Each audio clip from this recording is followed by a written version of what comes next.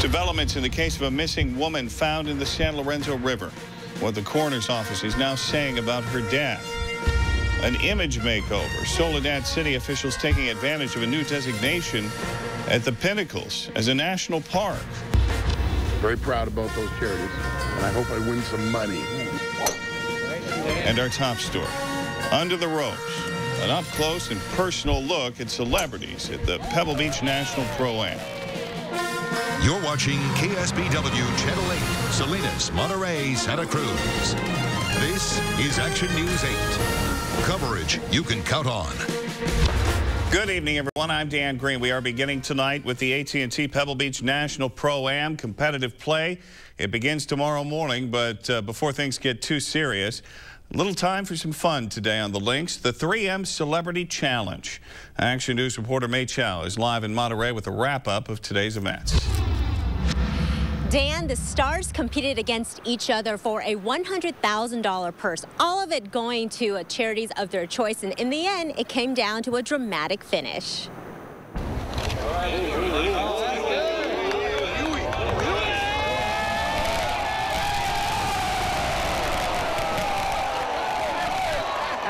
There you have it. Huey Lewis coming through after a chip-off on the 18th. All the celebrities who participated today earned money for their charities, and it's 5 holes, each one worth 20 grand. A fun event for everyone, a popular one for spectators who get to see some of their favorite stars. I'd like to have this one right here on Thursday. That would be awesome. This would be great. Chip it in on 18 on Saturday would be fantastic.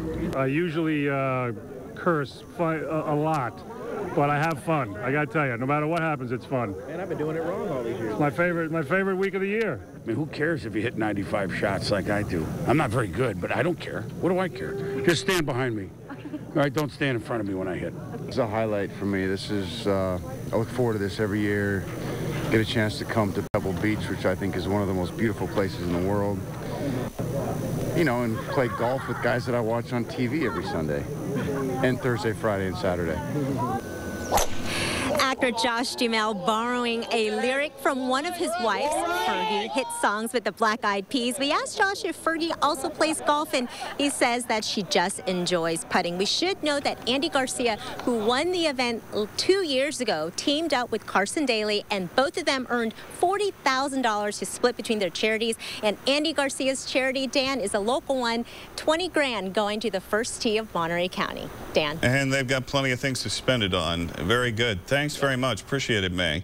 Today was also Military Day. It's the 6th year that the tournament has been honoring service members, police and fire, inviting them and a guest to hang out with the celebrities for free. Well, here's a look at the pairings and the tee times for Thursday. Big celebrity group will be at the Monterey Peninsula Country Club on the Shore Course.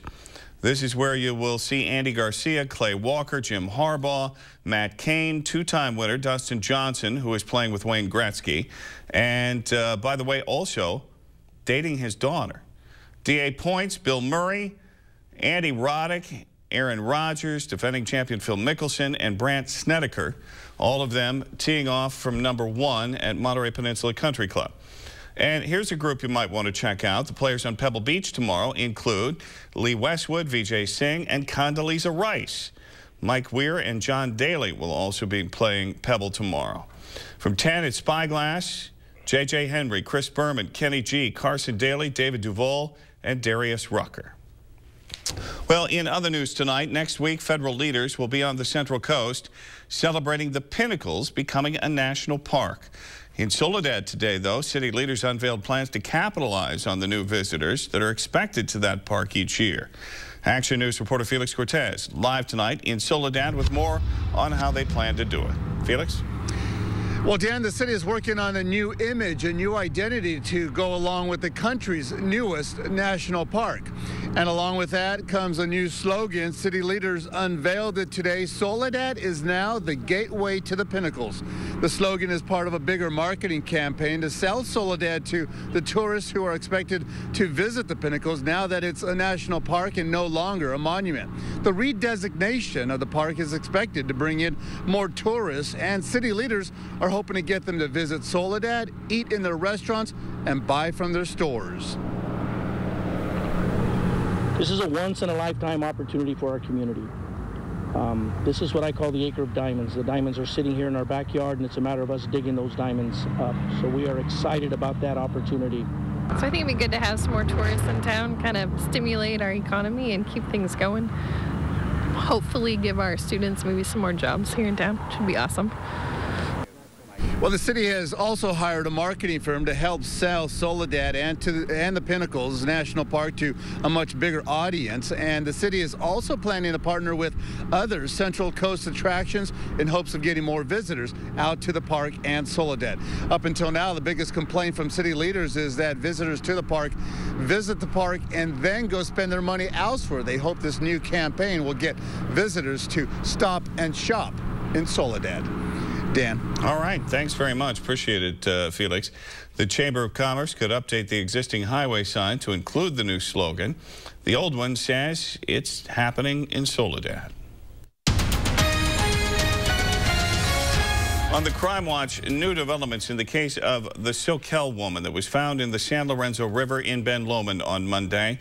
Santa Cruz County Coroner's Office determined that Guadalupe Cortez' death was accidental due to drowning. Hypothermia was a contributor. Coroner's Office identified the body yesterday through fingerprints. Despite the results, police are still investigating her death, however. Police have arrested this man, 20-year-old Miguel Hernandez, in connection with an armed robbery at the Bay Federal Credit Union in Aptos about 2 weeks ago. A woman was at the ATM when she was approached by two men. They reportedly put a gun to her head, demanding money. The sheriff's office is still looking for a second suspect. If you have any information, you're asked to call them. Former Monterey County Water Board member Stephen Collins returned to court today. His hearing was continued until March 6th. He is facing conflict of interest charges in connection with the Regional Water Project. He pleaded not guilty to illegally accepting hundreds of thousands of dollars from a contractor while he was serving on the Water Board. The man charged with the murder of a Morgan Hill teenager, Sierra Lamar, was expected to be back in court today. His trial was continued when the prosecutor called in sick. Angelin Garcia Torres is charged with 1 count of murder in the disappearance of Sierra Lamar, also charged with 3 felony counts of attempted kidnapping involving 3 separate victims back in 2009. From Washington, there is word tonight the post office is planning on stopping Saturday mail delivery. Today, the U.S. Postmaster General announced the agency will end weekend mail service starting in August, but will continue to deliver packages on Saturdays. Under the new plan, mail would still be delivered to P.O. boxes and post offices now open on Saturdays. They'd stay open, the ones that are now. The move is expected to save about $2 billion a year. The more than century-old policy of Boy Scouts banning gay members and scout leaders will remain in place for at least another few months. Last week, the group's 72-member executive board said it would consider changing the longtime ban only 7 months after affirming it. But an anticipated vote on the issue by the Boy Scouts National Board was delayed today after a flood of comments. They say they need more time to draw up a resolution. I hope the decision is left up to the chartered organizations. I mean, it's really depending on your group and who's in your group and how they feel about things. Well, the new resolution will be considered by about 1,400 voting members of the National Council at their annual meeting in May. The next spending cut deadline is March 1st. Today, the battle is on who gets blamed if there are big across-the-board cuts in defense spending. More from Washington tonight. Action News reporter Steve Handelsman. President Obama was in Annapolis to rally Democrats for the battle over defense cuts when House Republicans sent him a message. The bill is passed. The symbolic vote demanded Mr. Obama detail how he would cut the deficit to avoid the automatic spending cuts next month. Mr. President, please, you've missed the deadline again. Let's see your plan. Let's show it to the American people and have the discussion about the proper way to manage down this debt and deficit. Without a budget deal on March 1st, so-called sequestration will force reductions in military training. cutbacks in operations, and layoffs of civilian Pentagon employees, plus civilian defense contractors.